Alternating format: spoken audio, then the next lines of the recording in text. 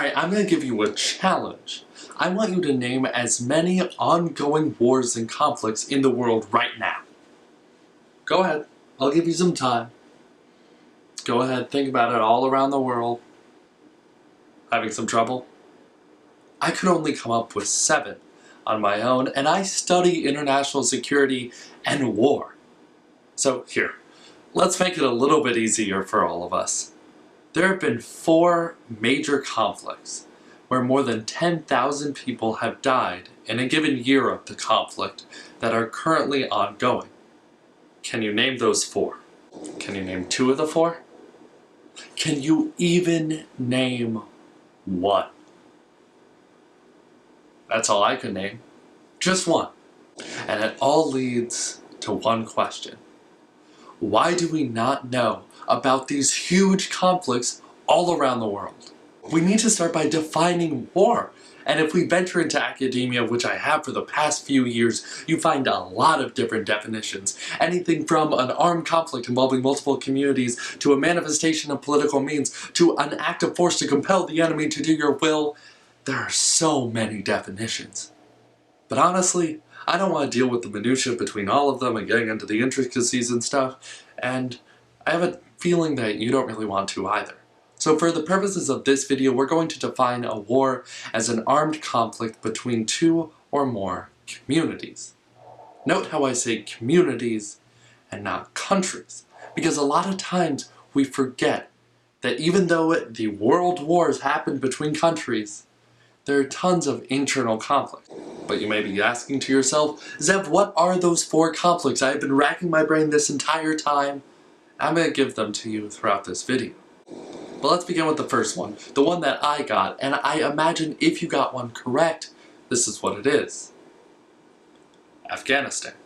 Now you may be asking yourself, wait, didn't the United States just pull out of Afghanistan? Doesn't that mean like the war's over, right? No. The war is very much still ongoing, but that gets to the first reason as to why we just don't know about global issues. Education. Let's be honest, we simply aren't educated about these issues. A recent survey found that less than 30% of Americans ever got any kind of foreign policy education while they were in school. In school. The very place where you are supposed to be learning about the world, well, we aren't doing that. And I single out Americans here not just because that's what the study did, but also, let's be honest, we're fairly naive about it. Less than half of Americans can point to Iraq, even though just over a decade ago, over 100,000 of our brothers and sisters in arms were there. Is that not an issue? Because ultimately, the lack of education about the world and about basic geography, just where the countries are in the world, well, if we hear there's an issue in Afghanistan, we can't place it in our minds. And this actually leads into the second major conflict currently going on right now that's been going on since 1948, the internal Myanmar conflicts.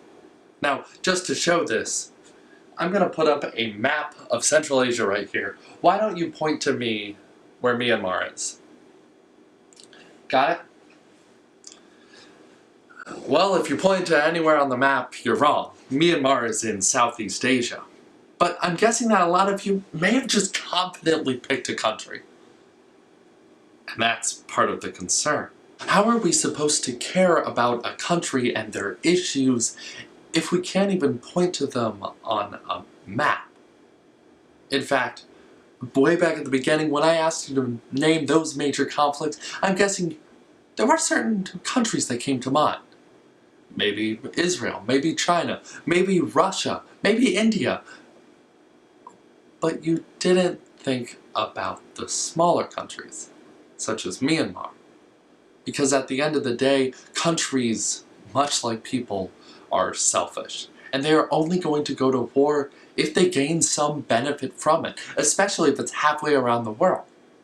That's why you haven't heard major politicians, or really any politicians, talk about the conflict in Myanmar. Because they don't see a way that can help their own citizens. And granted, that is fair. A country only gains its legitimacy because they promise to do stuff for their citizens.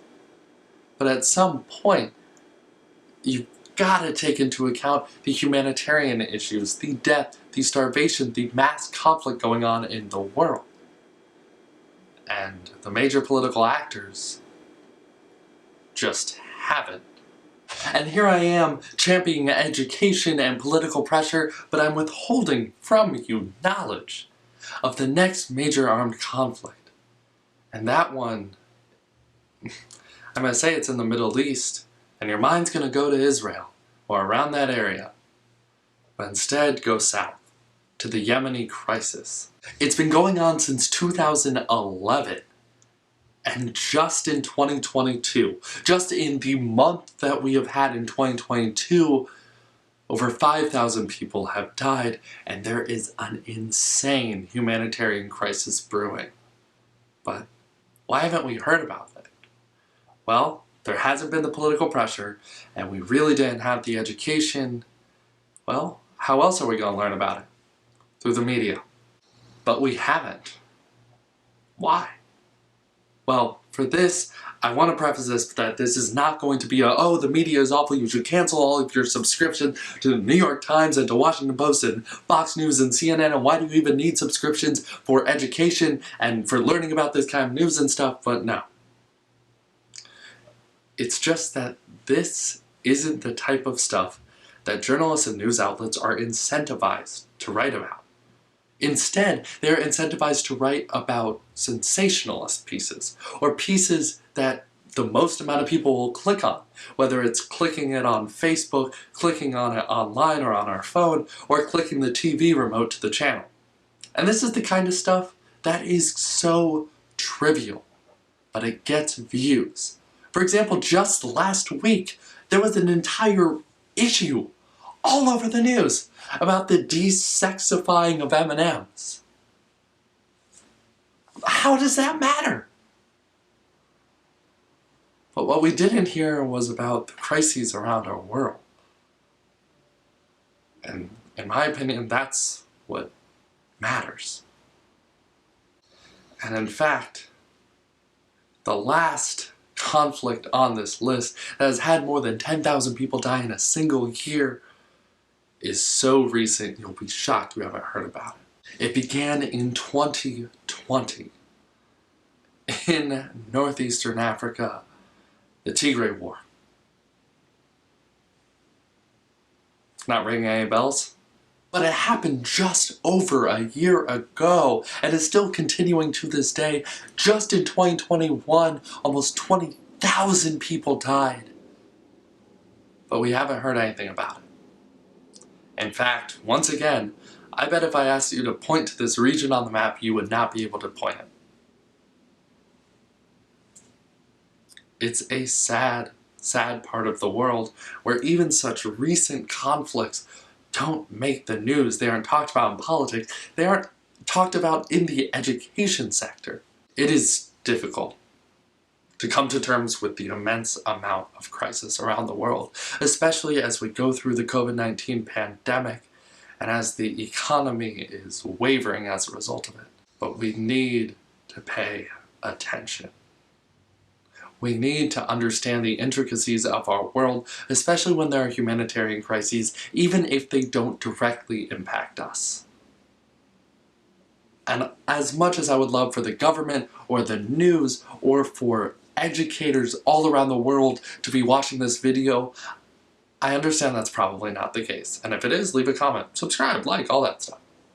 But what can individual people like you or me do? Well, the first thing we can do is actively seek out this information. And the places to look for it are on those news sites. Under their World tab, a lot of them have it, where it deals with more international politics and what's going on. Scroll past the first few articles. I would recommend you read them, but make sure you look below the hypothetical fold. That way we can learn more about the world and hopefully help a lot more people. Thank you very much for watching. I genuinely appreciate you spending your time watching this video. If you feel like you got something useful out of it, go ahead, subscribe, like, leave a comment, all that normal stuff I'm supposed to say. Or maybe send it to a friend. Educate them. Thank you, and have a wonderful rest of your day.